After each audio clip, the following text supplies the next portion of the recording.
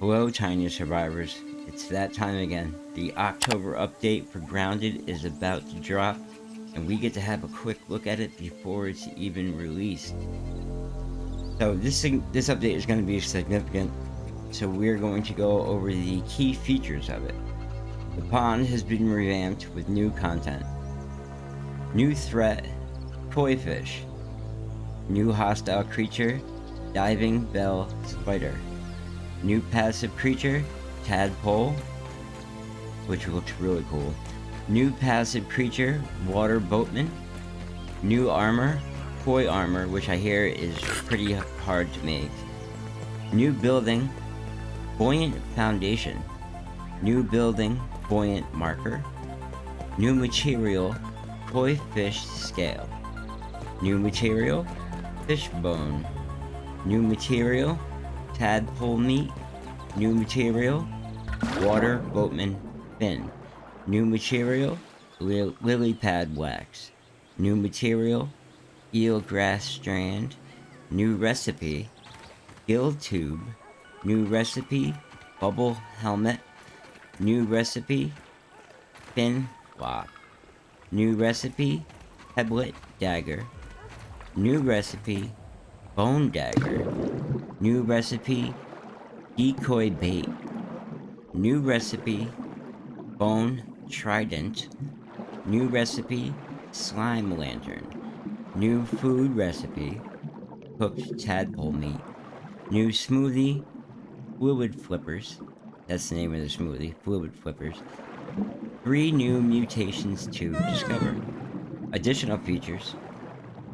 Hud markers can be visibly toggled off on your HUD on an individual basis in the map section. So there's a little eye icon that you can cross out, and toggle on and off the markers. HDR support added with additional HDR options menu. Xbox and Steam game invites now supported. Added an in-game invite screen that works with crossplay. You can now host a private game that does not show up in the game finder, and friends can only join via invite. Added a fixed creature locations button in the options screen, so you could reset creatures in the yard back to their starting spawn point in the case too many creatures are under the level or in weird locations. So you can literally reset the patterns. All the creatures are on a pattern. You can start it over from the beginning. That's pretty cool. So on the Xbox, they've included mouse, key, and keyboard support, and screenshots now display on the save load screen for Xbox for manual and auto saves. Changes / tuning to movement. The player will now sit at the surface of the water more easily when swimming. The player will no longer automatically jump out of the water when at the edge. Instead, they must press the jump control. The player now breathes through their face. Weird. Increased how much time the player can last underwater without air before dying. So mutations, doubling the bonus damage for all weapon-based class mutations. Doubling the effectiveness of the Juicy mutation. Doubling the effectiveness of the Meat Shield mutation. Doubling the effectiveness of the Buff Lungs mutation. Combat. Explosive damage can no longer be blocked. Reducing the rate of which Bombardier hazards deal damage. Bombardier shotgun spray attack now has double the windup time. Bows now deal a little bit more damage. That's awesome. Water fleas will now attempt to attack. Poison effects now deal 50% more damage to creatures and the player. Players can only attack with daggers, spears, and shovels while underwater. That's very important. I'll read it again. Players can only attack with daggers, spears, and shovels while underwater. Interface. HUD marker icons now fade out a bit as they approach the edge of the screen to reduce noise when they when there are lots of trail markers built. Increase the number of key item slots shown in the data screen, so if more than 30 are collected, you can view them all. Added unset respawn point to the reset respawn point screen. World. Items floating on water will eventually drift to the edge. That's great to know.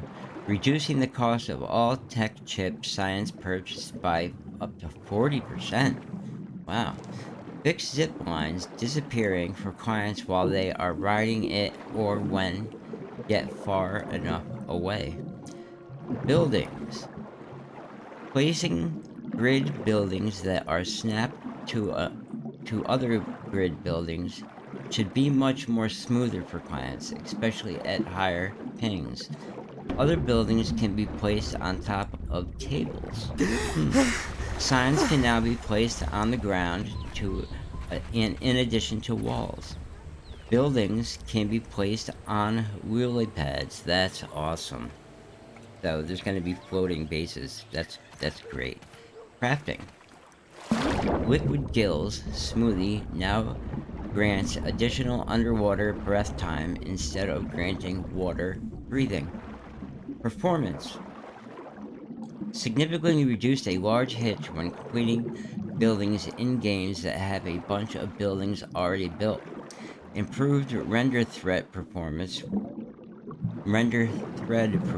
with games that have a lot of buildings built that emit fire. Improved CPU performance with games that have a lot of trail markers built.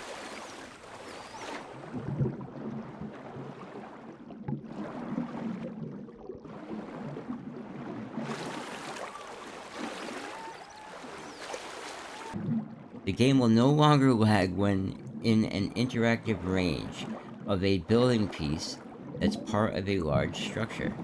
Additional general improved rendering performance. The game does play a lot better. I tried it out. Bug fixes all platforms. Top community issues. Harvestable objects in or near bodies of water can now respawn correctly. Clients can now successfully join games with large amounts of removable foliage. Fixed a random crash when loading into the yard. Fixed a crash that could occur when kicking players from a game. Craft burgle quests for recipes can now also be completed by crafting the updated version of the recipe if available. Clients can no longer cause hauled items to float in the air by constructing buildings while hauling certain stacks of items. Fixed issues where conversations between would stop working in-game, including the burgle conversation UI showing nothing when interacting with him. Fixed issue where the keyboard hotkeys on the map screen stopped working after dragging your mouse. Fixed a handful of low-frequency crashes for clients dealing with item replication. Items and equipment and resources. Analyzing Silk Rope now actually unlocks recipes instead of just displaying what it does. Floors can no longer be placed on top of foundations, clipping into them. World.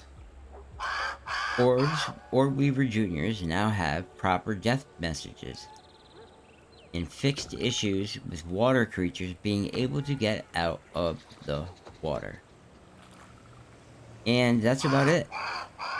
This update looks to be way more have a lot more content than the last one, so players are going to be real psyched about this, and it looks absolutely gorgeous as you can see. There's a lot to get into, obviously. So if you want to see more content on this update, this has just only been the sneak peek, if you will. There's going to be a lot more content covering every little bit of this update and all types of grounded content on this channel, so be sure to subscribe and make sure you don't miss out. So it's been good to see you guys. I'll see you in the backyard, and as always, peace.